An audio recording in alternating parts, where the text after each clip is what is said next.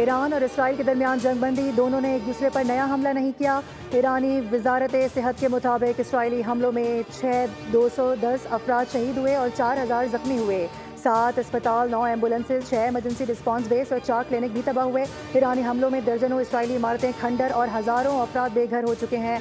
Iran के हमलों में 28 इसराइली हलाक जबकि दर्जनों जख्मी हैं।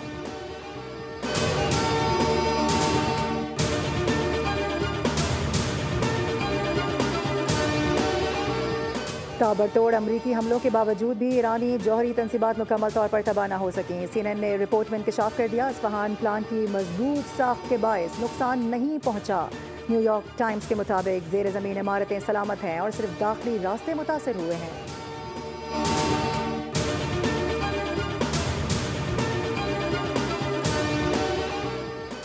और डोनाल्ड ट्रंप के मवाख़ज़े की करारदाद मुस्तरद। डेमोक्रेट रुकन कांग्रेस एल ग्रीन ने मवाख़ज़े की करारदाद पेश की, जिसकी 344 मेंबरान ने मुखालफत की जबकि सिर्फ 79 लोगों ने हिमायत की।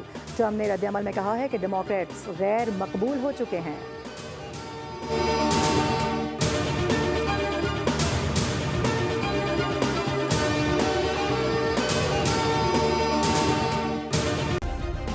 सब्सक्राइब करें और बेल दबाएं ताकि कोई खबर रह न जाए।